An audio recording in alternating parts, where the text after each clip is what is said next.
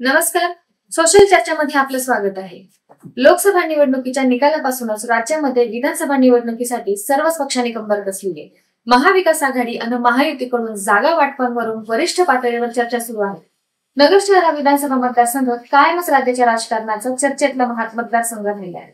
त्यात अहमदनगर हा सहकाराचा जिल्हा.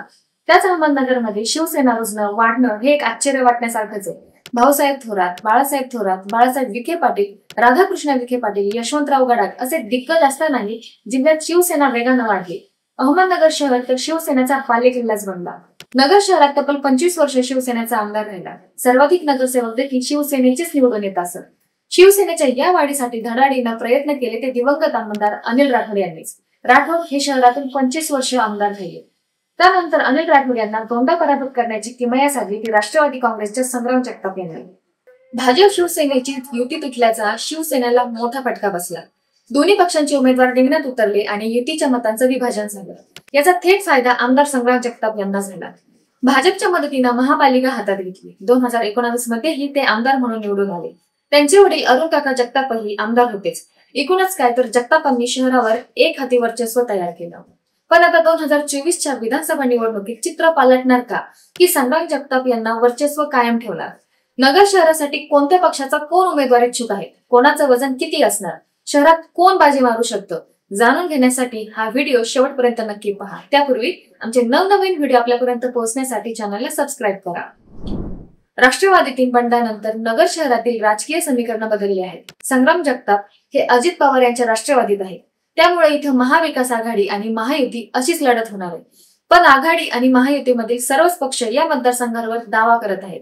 यात शिवसेना ठाकरे गटानं शहरासाठी आग्रही मागणी केली आहे. त्यामुळे कोणत्या पक्षाला ही जागा सुटणार आणि कोण कोणाविरुद्ध मैदानात उतरणार याची सर्वांनाच उत्सुकता लागली आहे.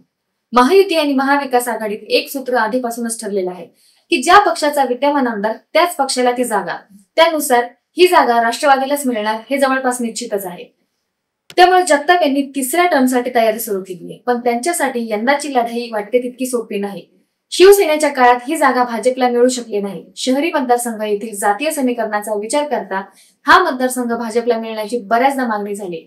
अहमदनगर लोकसभा मतदारसंघात सुजय विखेंना पराभवाचा सामना करावा लागला असला तरी नगर शहरातून त्यांनी 30,000हून अधिक मताधिक्य आहे. यात भाजपचाही वाटा आहे. त्यामुळे हा मतदारसंघ भाजपला मिळावा अशी मागणी सातत्यानं केली जाते. भाजपचे जुने नेते आणि विधानसभेला दोनदा नाशिक आजमावणारे शहराध्यक्ष अभय आगरकर हे देखील इच्छुक आहेत. तर माजी शहराध्यक्ष भैया गंदे हे देखील उमेदवार मागत आहेत.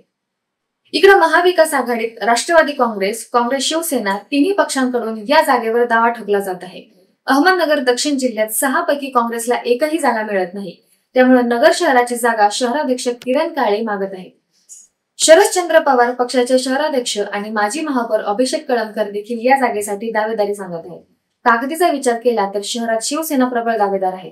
त्यात अहमदनगर महानगरपालिकेचे पहिले महापौर राहिलेले भगवान फुलसौंदर, माजी नगरसेवक बाळासाहेब बोराटे, शहर प्रमुख संभाजी कदम, विक्रम राठोड या चौघांची नावं चर्चेत आहेत. फुलसौंदर आणि बोराटे हे माळी समाजातून येतात. या समाजाचं एक गठ्ठा मतदान आहे. त्यामुळे ऐनवेळी मराठा विरुद्ध ओबीसी अशी लढत या मतदारसंघात होण्याची शक्यता आहे. या मतदारसंघात सर्व जाती धर्माचे मतदार आहेत. त्यामुळे एक जातीच्या फॅक्टरवर निवडणूक जिंकता येणार नाही. सर्व जातीच्या मतांची बेरीज करणं गरजेचं आहे. पण लोकसभा निवडणुकीवेळी शहरात मुस्लिम, दलित मत महत्वाची ठरली. त्यामुळे लंकेंना नगर मधून चांगली मते मिळाली. याच आकडेवारीवरून अंदाज येतो सध्या राज्यात ओबीसी विरुद्ध मराठा असा संघर्ष आहे.